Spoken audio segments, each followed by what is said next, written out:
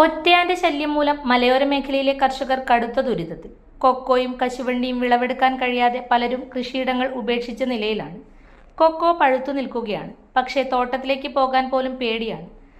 കൃഷിയിടത്തിന് സമീപത്ത് തന്നെ കാട്ടാനയുടെ ചിഹ്നം വിളി കേൾക്കാറുണ്ടെന്നും കർഷകനായ ജിജോ ജോയ് പറയുന്നു.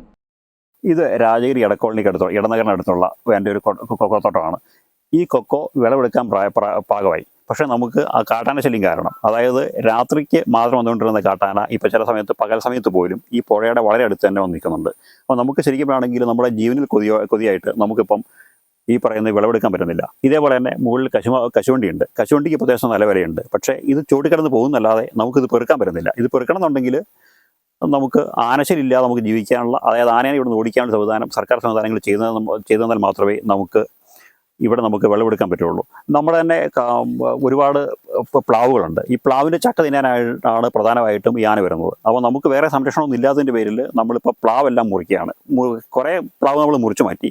പക്ഷേ ചില പ്ലാവ് മുറിക്കുമ്പം ഇത് നമ്മുടെ ബാക്കിയുള്ള ആദായങ്ങളുടെ മേലെ വീഴുന്ന കാരണം നമ്മളത് തൊലിയെത്തിയിട്ട്, അതായത് ശരിക്കും പറയുകയാണെങ്കിൽ നമ്മൾ വളരെ കഷ്ടപ്പെട്ട് നല്ല വരിക്കച്ചക്കയുടെ കുരുവെടുത്ത് കൃത്യമായിട്ട് നോക്കി പാകി നമ്മൾ ശരിക്കും പറയുകയാണെങ്കിൽ പല സ്ഥലത്ത് നിന്ന് കൊണ്ടുവന്ന പ്ലാവുകളാണ്. പക്ഷേ നമുക്കിപ്പം അത് പ്ലാവ് ചക്ക കായ്ക്കാൻ തുടങ്ങിയപ്പം നമുക്ക് ഈ ആനശല്യം കാരണം നമുക്ക് ഉപയോഗിക്കാൻ പറ്റുന്നില്ല. നമുക്ക് ആ പ്ലാവ് തന്നെ ഇത്രയും കഷ്ടപ്പെട്ട് നമ്മൾ വളർത്തിയെടുത്ത പ്ലാവ് തന്നെ നമുക്ക് കളയേണ്ട അവസ്ഥയാണ്. അപ്പോൾ നമുക്ക് ആവശ്യപ്പെടാനുള്ളത് ഈ വനം വകുപ്പ്, കൃഷി വകുപ്പ് അങ്ങനെയുള്ള സകലമാന സംവിധാനങ്ങളുണ്ട്. ഇവരെന്തെങ്കിലും നടപടിയെടുത്ത് നമുക്ക് നമ്മുടെ കൃഷി സംരക്ഷിക്കാനുള്ള ഒരു നടപടി സ്വീകരിക്കണം. ഇല്ലാന്നുണ്ടെങ്കിൽ നമുക്കിപ്പം ഇതിന് ടാക്സ് എടുക്കാനുള്ള പൈസ പോലും ഇപ്പം ഇനി ഇതിൽ നിന്ന് കിട്ടില്ല. അതാണ് നമ്മുടെ അവസ്ഥ. ആനയുടെ സാന്നിധ്യം സ്ഥിരമായതോടെ തൊഴിലാളികളും കൃഷിയിടങ്ങളിലേക്ക് പോകാൻ തയ്യാറാകുന്നില്ലെന്നാണ് നാട്ടുകാർ പറയുന്നത്. ഇപ്പോൾ കശുവണ്ടിയുടെ വിളവെടുപ്പ് കാലം കൂടിയായതിനാൽ തോട്ടങ്ങളിൽ വീണുകിടക്കുന്ന കശുവണ്ടി നശിച്ചു പോകുകയാണ്.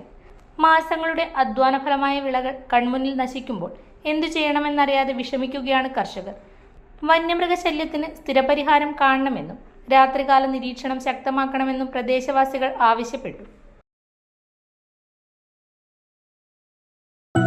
അപ്സര മലയോരത്തിന്റെ മടിത്തട്ടിൽ കനകകാന്തിയുടെ സുവർണമുദ്ര. അപ്സര ജ്വല്ലറി, മേലെ ബസാർ, ചെറുപുഴ, പാടിയോട്ടിച്ചാൽ, മാതമംഗലം.